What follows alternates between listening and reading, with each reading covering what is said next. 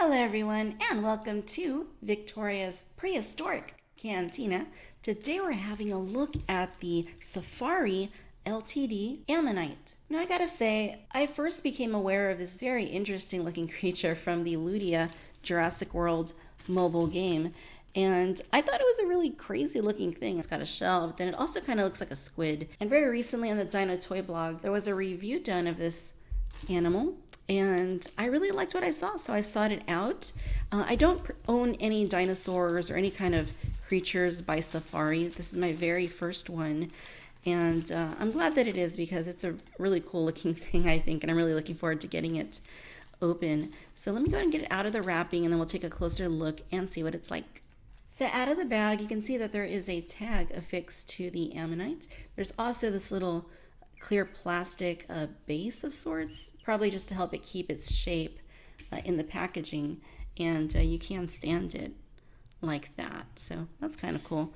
I wonder if it'll stand once we take that little plastic piece off. Might not. And yes, it actually does stand. It's not very secure. Like if I turn it around, you can see that it's kind of leaning over, just due to the way that it's designed. So I probably wouldn't stand it this way on a shelf. More than likely that little plastic insert's just to help keep the shape of the tentacles. It's probably not really meant for this to stand upright like that. So I probably wouldn't do it like that. I would just set it like this, kind of make it look like it's swimming, or even set it like that if you wanted to do that. The tag itself that comes in here basically just says Safari Ltd, ages 3+, Wild Safari Ammonite. You get a model number and then a little pink dot. Not really sure what that is supposed to mean. And then the inside, you get some information here for various countries. And for the US, it says you can go online and learn more about the Ammonite. So I gotta say right off the bat that this is a very stunning looking little prehistoric creature. It's sculpted very nicely, as you can see from the shell down to the body and then the tentacles. They did a really nice job with the detail here.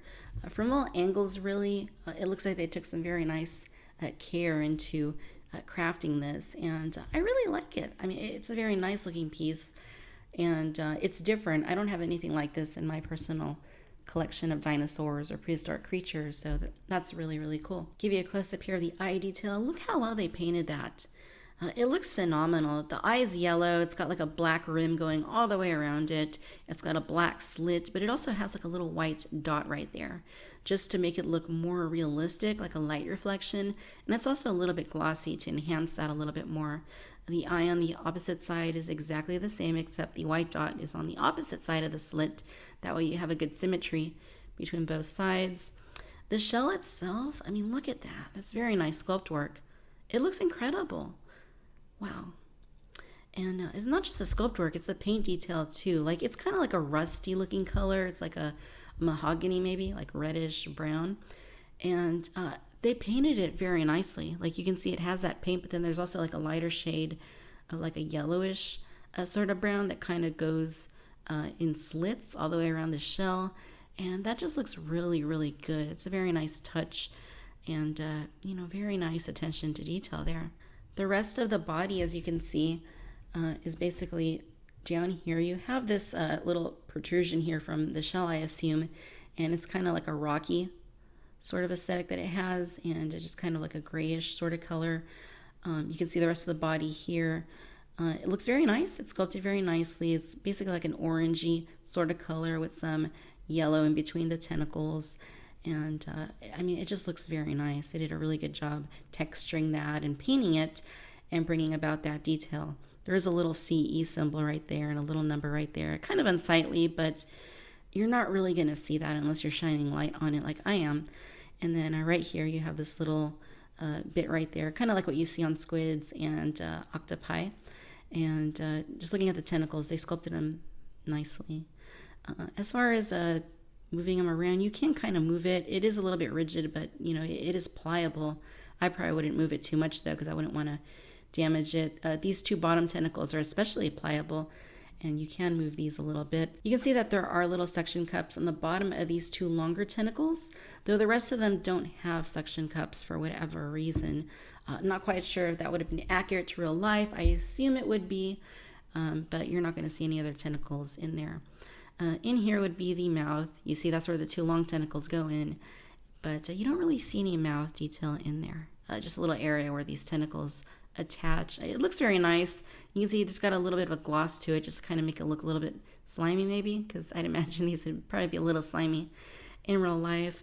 But I mean, this looks very, very nice. I'm really pleased with the way that this turned out. I'm really pleased that I bought it, because it's just a weird little thing, but you know, it turned out very nice. And I'm really going to look into more Safari product now that I've been able to handle this one and see what they do, because this is very nice work, very nice craftsmanship. Now, as far as size goes, for the length, you're looking at about 5 inches, and for the height, it's going to be just under 2.5 inches. All right, ladies and gentlemen, so there you have it. This is the Wild Safari Ammonite. This is a very nice little piece, one that I am very happy to have purchased. I got mine on Amazon for about $11 or so, and totally worth it, you guys. I think that it's a nice little display piece, one that's nicely sculpted and very nicely painted. It's vibrant and will make a cool little piece just to have on my shelf and just make my display a little more interesting. I really, really like this. Again, I'm not all that familiar with Ammonite, so I can't really attest to how accurate it might be to real life.